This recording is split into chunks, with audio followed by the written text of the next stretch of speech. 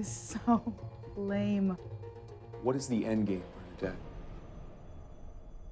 We're getting there.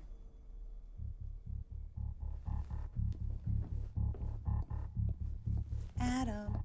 Bernie, please don't. First of all, I've told you guys 100 times, I don't like being called Bernie.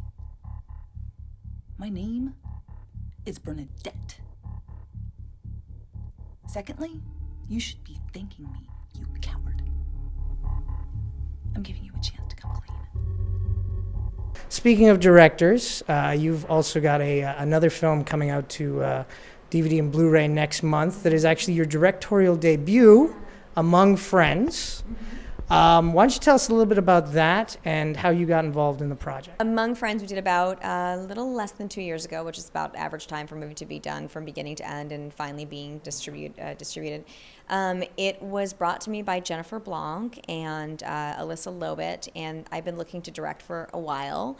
And I wanted a great movie with a female villain, which I just hadn't seen in a long time. And I wanted it to be age appropriate for me, my audience, you know, not 18, even though it is still for that group too. I wanted it to be something that I could relate to. And like Adam, I wanted to sort of put the fun back in the movies, which was lacking for a long time. And I also wanted to do something that was totally out of the box. I didn't color within the lines on this one at all. I took all of the elements that it takes to make a good horror movie, and then I just turned them upside down.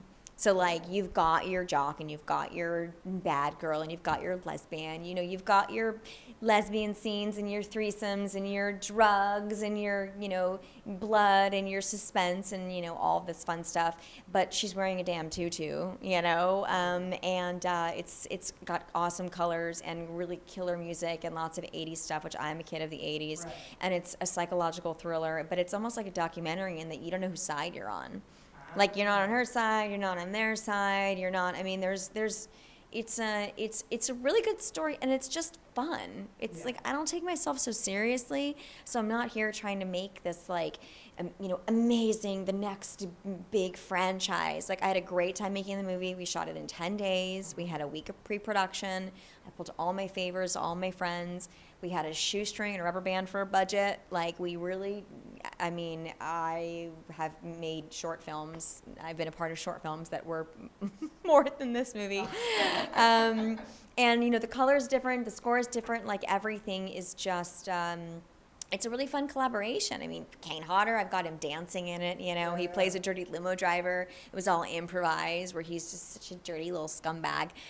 It's really fun and in a disturbing kind of way, you know, in a way that maybe, I don't know, and just in like April Fool's Day, you know, kind of like the old school 80s horror that isn't necessarily there's no CGI and maybe the Polaroids that come out of the screen. Other than that, that's about it. Yeah. But I showed this to Adam Green and Joe Lynch actually about a year ago.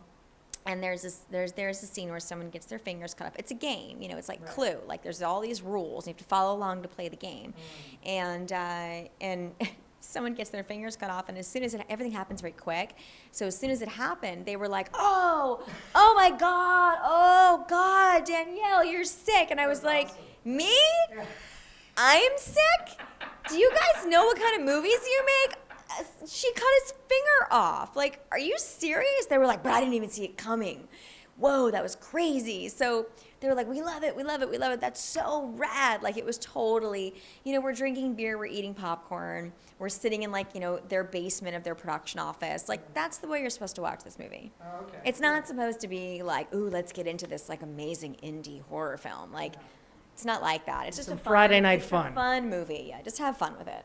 No, we will never go home, 'cause the party's where I'm from,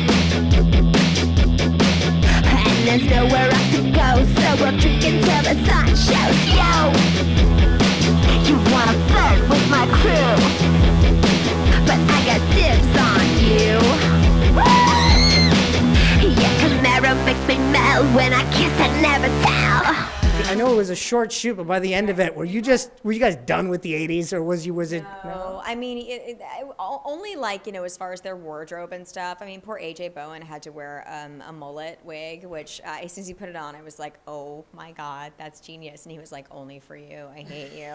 And then I'm like, we'll take it off halfway, don't worry. And like these awful suits they had to wear and their outfits. But we all love that stuff, like they came in and Kamala Jones was like, I want to crimp my hair. Like we were all, it was like Halloween, literally, but and covered in blood still. So they were more, I shot the movie in sequins. So which as far as budget, we only had one outfit.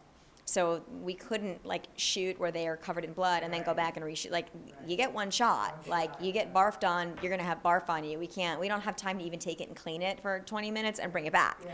Like even though we tried sometimes, like hair dryer and everyone's scrubbing with Tide wipes and all of this stuff. So we shot it in sequence, and it allowed me to force them to be in a room and sit there, and we don't have time for them to get out and have a smoke or get up and go take a break, or unless they literally were going to pee their pants, they couldn't leave the table. So they're tied to a table and in a room about maybe smaller than this, and all lights and 3 cameras and 7 of them, and TV screen and me yelling at them from over there, and for 10 days straight. And doing about 15 to 20 pages a day of dialogue, and getting all of, every shot again, and I just tortured them. So so they unraveled.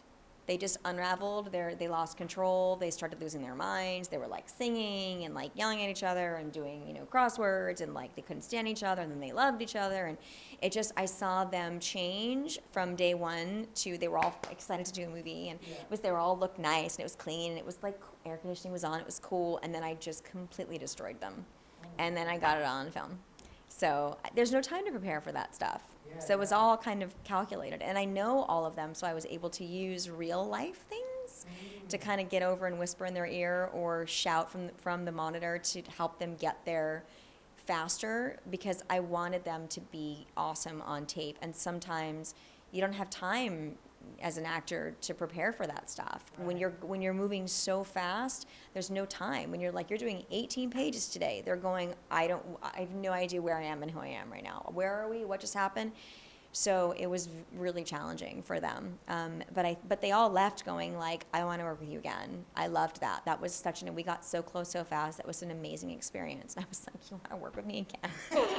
I would not want to be an actor on one of my movies ever. Do I want to be directed by me ever? So it kind of gets you talking and gets you thinking, and it's just fun. I don't know. It's a good story, and it's fun to watch, and a little kitschy and a little goofy, and everyone kind of plays themselves. And AJ Bowen, like AJ is my boy, and he's so quirky, and there were definitely little moments that are so AJ.